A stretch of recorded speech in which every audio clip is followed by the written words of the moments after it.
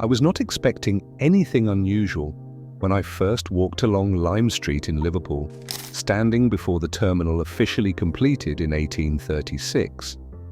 Every guidebook describes it as an early triumph of Victorian railway ambition, functional, transitional, crude by later standards. I believed that too until I examined an 1840 construction photograph archived by the Institution of Civil Engineers. What drew my attention was not the facade, but the substructure visible behind it, a stone-lined chamber beneath the trackbed, perfectly symmetrical, extending far beyond the width required for early steam operations.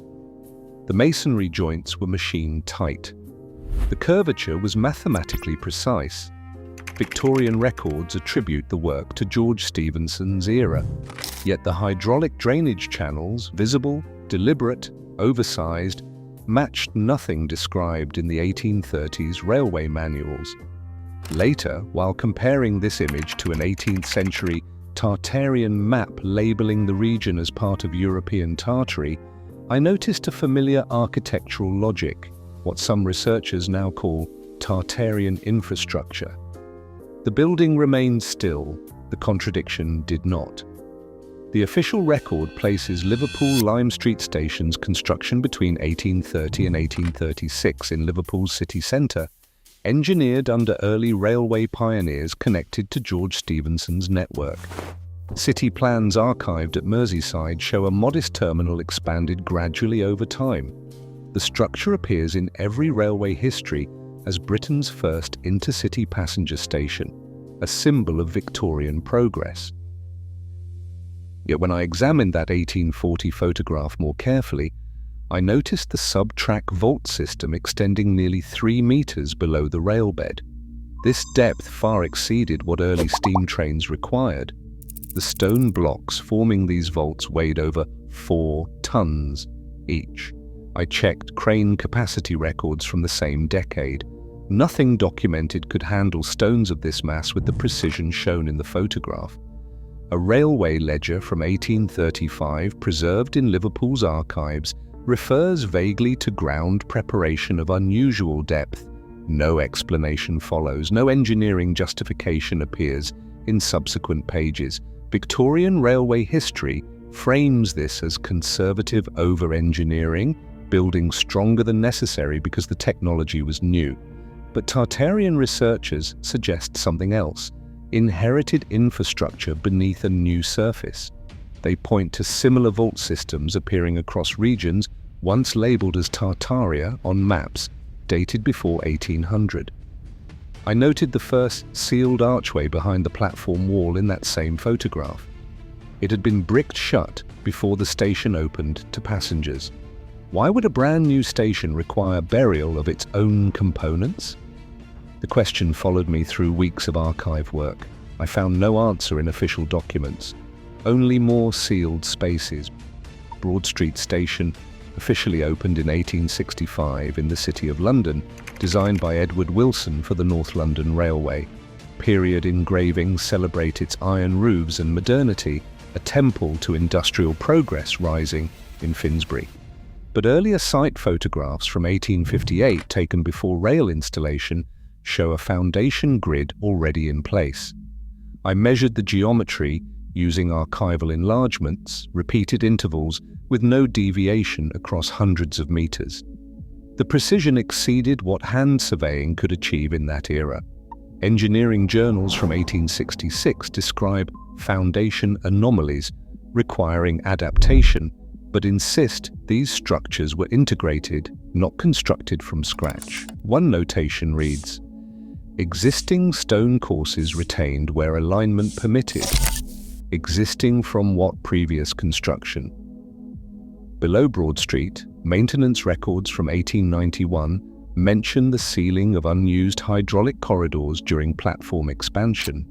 The report describes chambers of uncertain original purpose being filled with rubble and cement. Hydraulics were not decorative. Water management systems of this scale served functional purposes, pressure regulation, transport, or power distribution.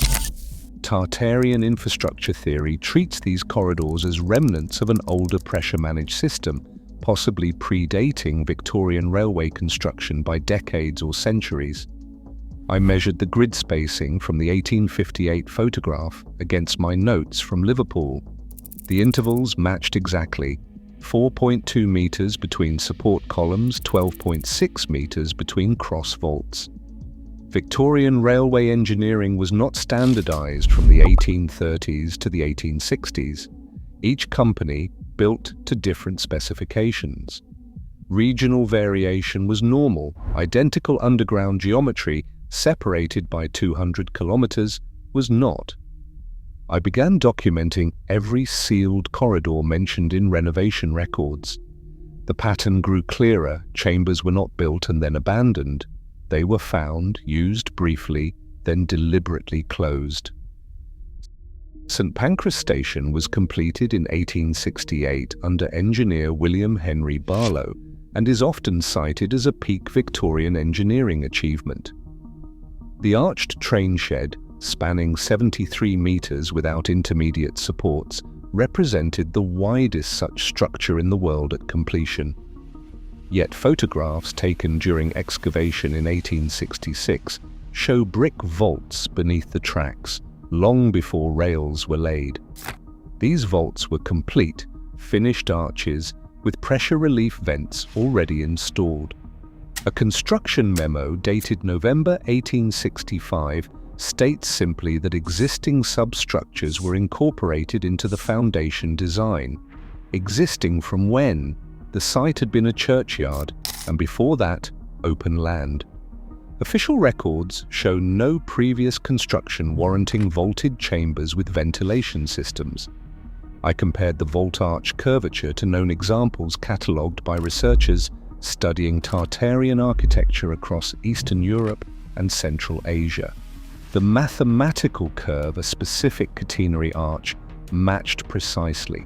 This particular arch form appears repeatedly in structures attributed to Tartarian builders, including the domes of Kazan, the undercrofts of certain Siberian fortresses, and subterranean chambers beneath structures in regions historically mapped as Tartaria. Foundations do not require airflow valves. Storage cellars might have simple vents, but these were engineered pressure relief systems designed to regulate airflow in response to changing atmospheric conditions. This was the moment my assumption fractured.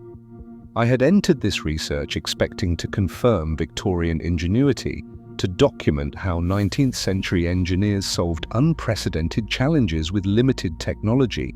Instead, I found engineers encountering systems they did not build, could not fully explain, and chose to incorporate rather than remove.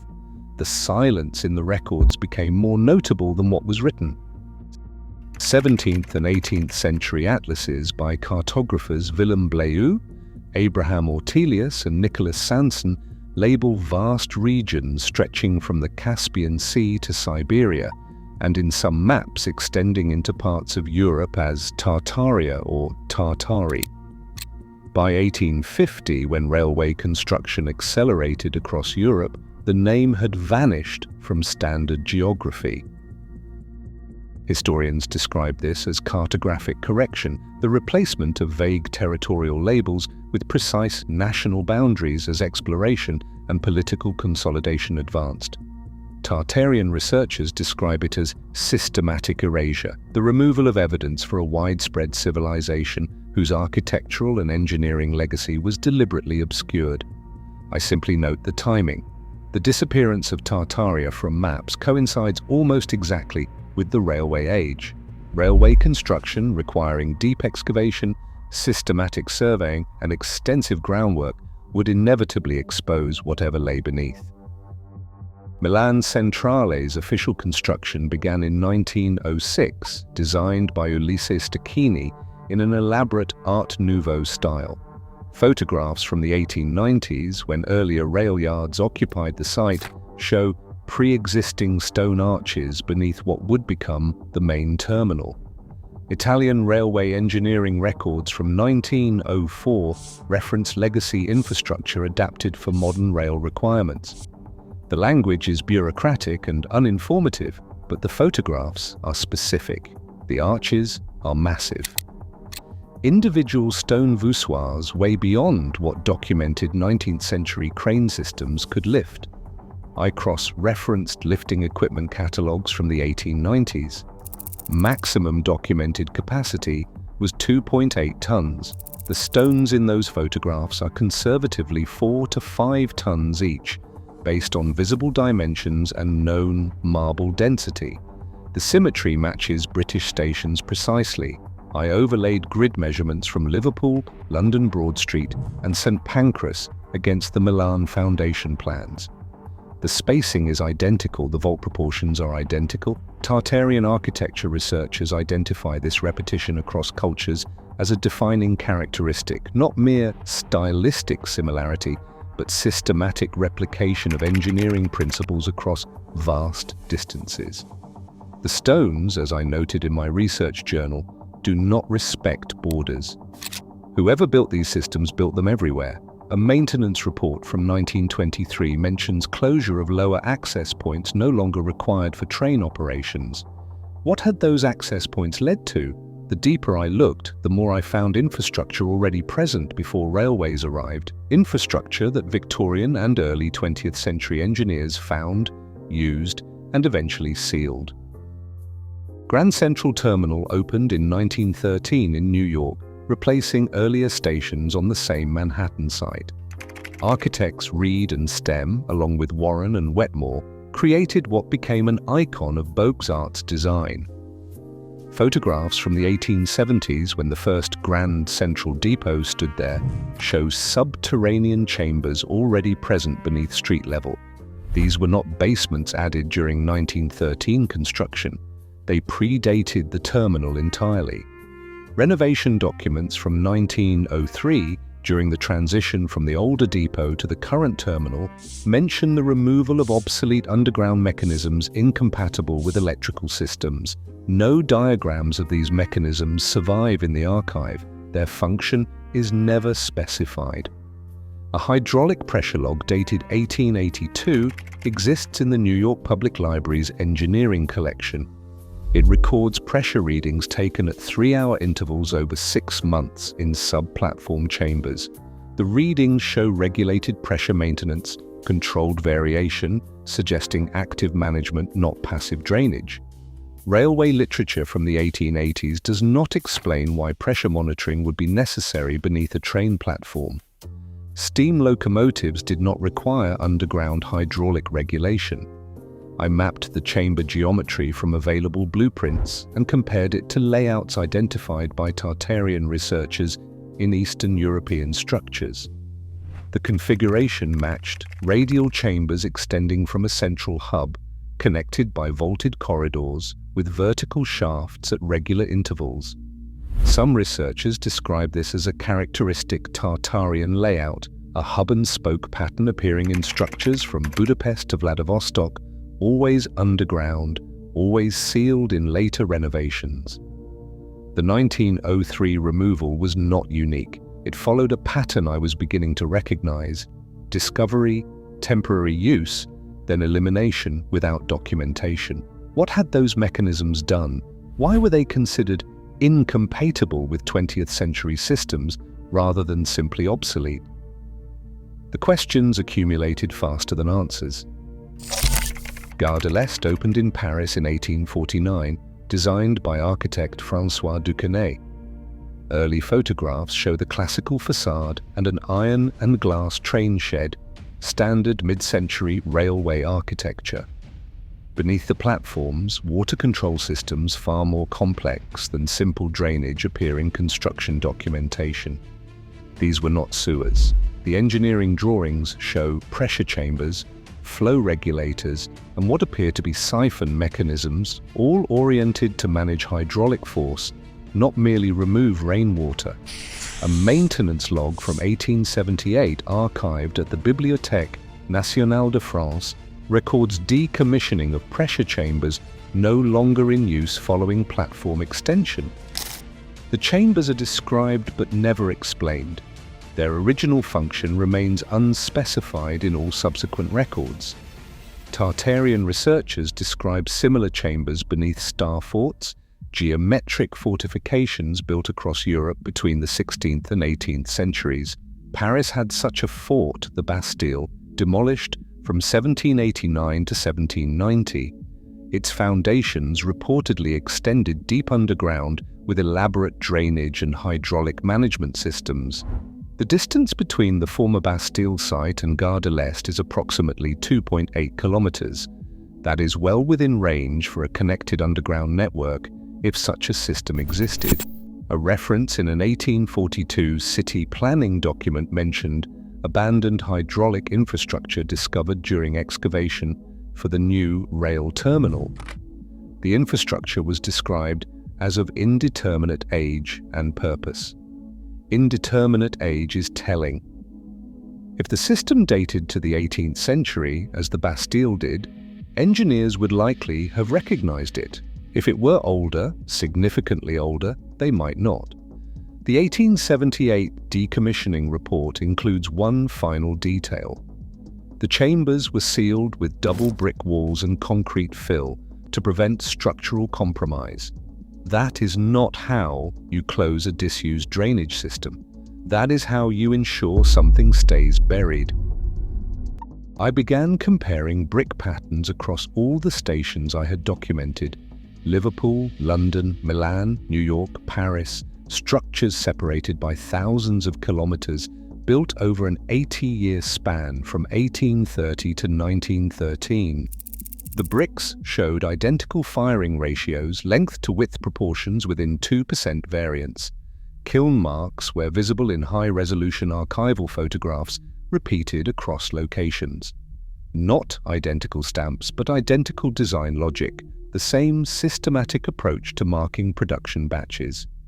Industrial history claims local sourcing for 19th century construction materials.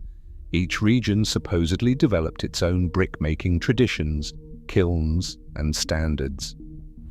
International standardization emerged only in the late 19th century with the spread of industrial manufacturing patents. Yet here were bricks from the 1830s to the 1850s showing design consistency that predated international standardization by decades. Material analysis conducted on surviving samples from demolished sections, available in engineering archives, suggests centralized design principles rather than coincidental similarity. The clay composition varied by region as expected. The dimensions and firing technique did not. This is where coincidence became improbable. One or two matching elements might reflect shared engineering knowledge spreading through professional networks. But systematic replication across continents before such networks formalized suggests something else. Either a coordinated building program operated across these regions, undocumented in any historical record, or the builders were working from inherited templates.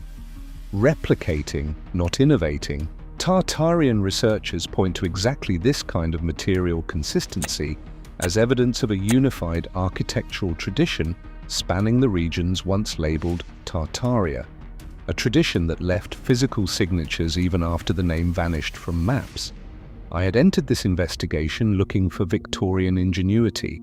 Instead, I found Victorian adaptation, skilled engineers encountering systems they did not originate and incorporating them into new structures. The contradiction sat quietly in the archives, waiting for anyone willing to measure carefully enough. Using digitized city plans from the 19th century, I overlaid known star fort outlines beneath several of the railway stations I had been studying. Star forts, geometric defensive structures with radial symmetry and angular bastions, were built across Europe and its colonial territories, primarily between 1500 and 1800. The alignment was exact. Liverpool Lime Street sits directly atop the site of a demolished fortification mentioned in 18th century city records. London Broad Street was built over what maps labelled as old defence works cleared in the 1850s. Milan Centrale was constructed on land previously occupied by Spanish-era fortifications demolished in the early 1800s. Paris Gare de l'Est was positioned near the remains of the northern city defences. The railway hubs were not randomly located. They occupied sites where Tartarian defensive geometry once existed or still exist underground. Tartarian architecture researchers argue that star forts represent more than military design. The geometric precision, the radial layouts, the underground galleries, these served functions beyond defense. Some propose hydraulic management, others suggest energy distribution through now unknown principles. I make no claim about function, but the geometry is undeniable. Victorian railway engineers did not choose these sites for geometric reasons. They chose them because the land was available. Fortifications had been demolished, leaving open urban space near city centres, perfect for new railway terminals. What they may not have understood is what lay beneath. The above-ground forts were removed, but the underground galleries, the radial chambers, the precisely engineered stone vaults, those remained. Railway construction encountered them. Engineers adapted them. Renovation crews eventually sealed them, a pattern across continents. Builders put new work where the old geometry exists. They used what they found, and they erased what they did not understand. The Victorian builders may not have known what the systems were, they used them anyways. Some stations once featured domes that were later removed. Early photographs and engravings document them, but later images show they are gone. Liverpool Lime Street originally had a small dome over the central booking hall, visible in engravings from 1840.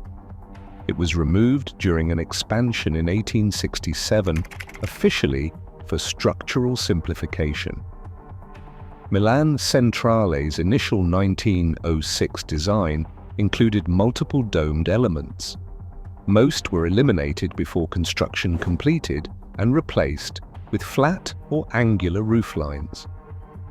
Domes are common in Tartarian architecture, particularly the onion-shaped domes appearing across regions once labelled on maps as Tartaria.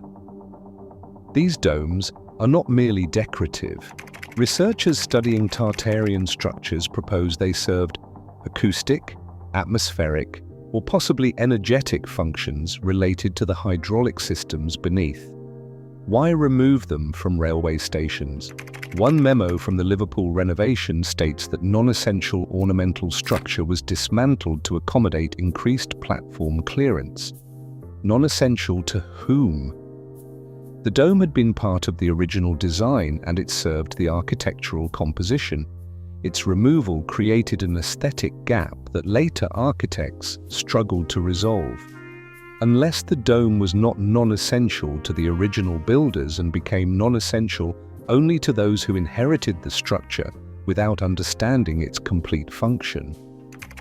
I found similar language in renovation documents across multiple stations.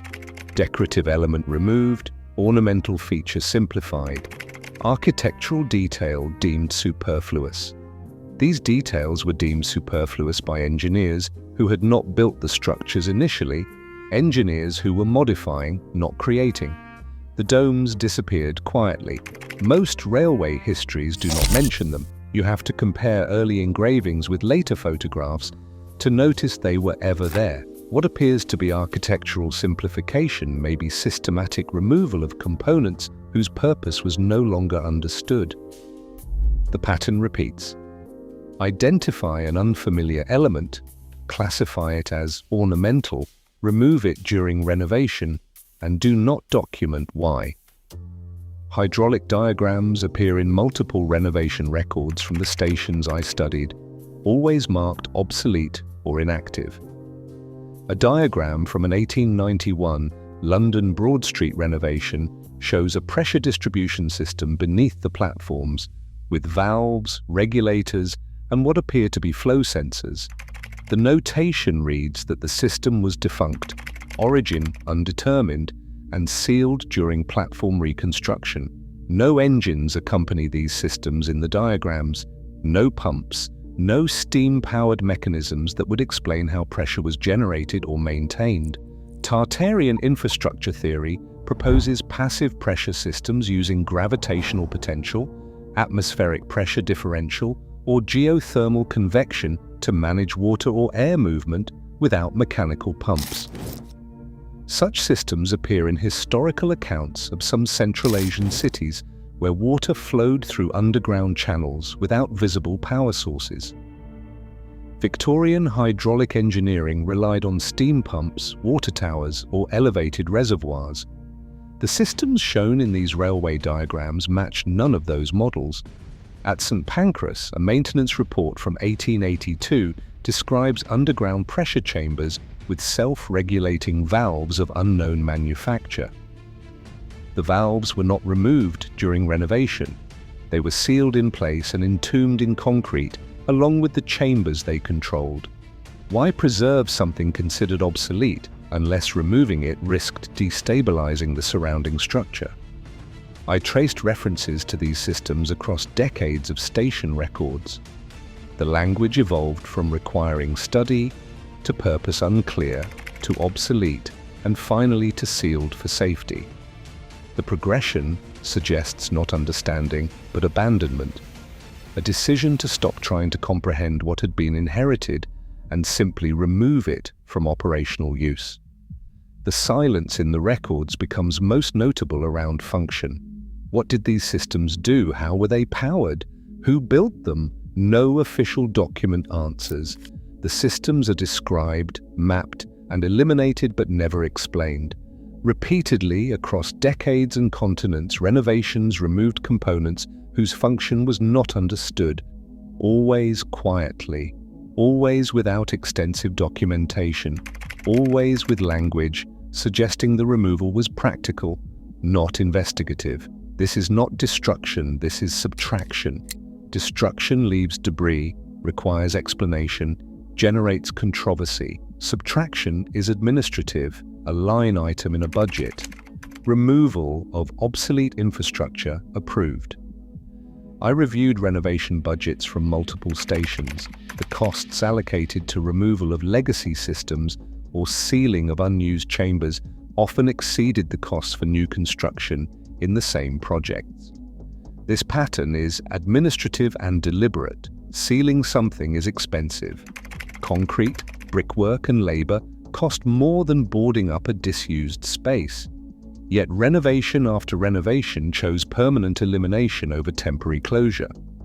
A railway company memo from 1896 regarding Milan station expansion states, quote, "Existing underground chambers to be filled and sealed to prevent unauthorized access and ensure structural integrity," end quote. Unauthorized access to what? Storage cellars, drainage tunnels? The language implies concern beyond structural safety, a desire to make certain spaces permanently inaccessible. In Paris, an 1889 renovation budget includes funding for comprehensive sealing of pressure chambers and associated mechanisms. The amount allocated was enough to have built a new wing of the station. Why spend that much to remove something if it was merely obsolete? The intent seems to be permanently to remove access and trace. The pattern became undeniable. Systems were not just disused and ignored, they were actively and expensively eliminated. Either railway companies across multiple countries independently decided to invest heavily in erasing infrastructure they did not understand, or there was coordination, unofficial, undocumented, but systematic. I make no claim about intent, but the outcome is clear. What was found beneath these stations has been methodically removed from physical access and from written record. Only the photographs remain, frozen moments before the sealing was complete.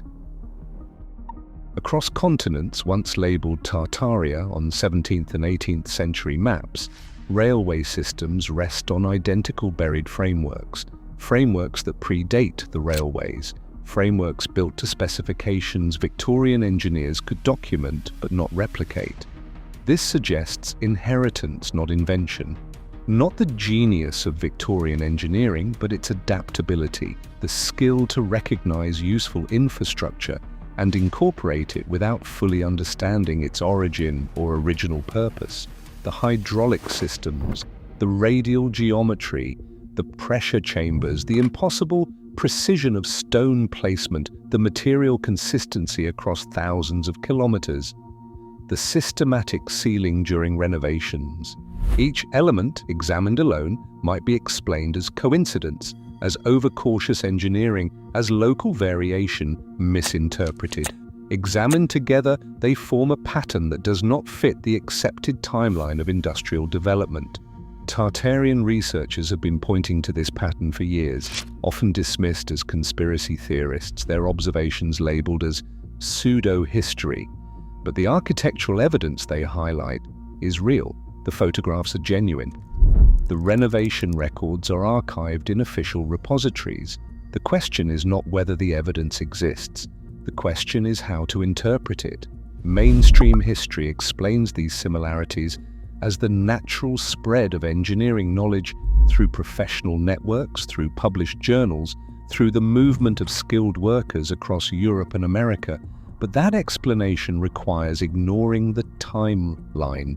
It requires accepting that engineers in the 1830s to the 1850s, working in isolation before international engineering conferences were established, somehow developed identical underground systems separated by oceans. The alternative, that they were adapting existing infrastructure whose builders have been removed from official history, fits the physical evidence more comfortably. I am not claiming certainty. I am observing what the archives show, a civilization-scale engineering signature, appearing globally, systematically reused, then systematically erased. And the word that cartographers once used for these regions, Tartaria. I returned to Liverpool, to Lime Street Station, months after I began this investigation. The sealed archway is still there, visible if you know where to look, bricked over cleanly, painted to match the surrounding wall. An 1838 photograph, recently digitized by the Railway Museum, shows workers standing before that tunnel. The tunnel is already finished, complete stonework, precise joints, professional masonry. No tools are visible in the photograph, no debris, no evidence of active construction, just men standing at the entrance to something already built, about to brick it closed. If this was Victorian construction, if these workers had just completed that archway, there should be chaos behind them. Mortar mixing stations, cut stone piled nearby, scaffolding, the residue of building. The photograph shows none of that, only finished work and the workers who will seal it. I have examined construction photographs from dozens of confirmed Victorian building sites. They all show the mess of creation, tools, materials, disorder. This photograph shows completion and burial. The ground remembers what has been removed from the maps. The bricks remember the hands that placed them, whether in the 1830s or long before. The sealed chambers beneath railway stations across continents remember their purpose, even if we have chosen to forget. Tartarian researchers call this evidence of a lost civilization. Mainstream historians call it misinterpretation of standard industrial era construction. I call it a contradiction that deserves more than dismissal. The stations still stand, the trains still run. Passengers pass through daily, unaware of what lies sealed beneath their feet.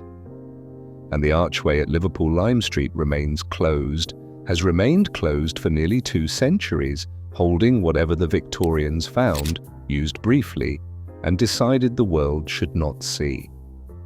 The silence is not empty. It is waiting.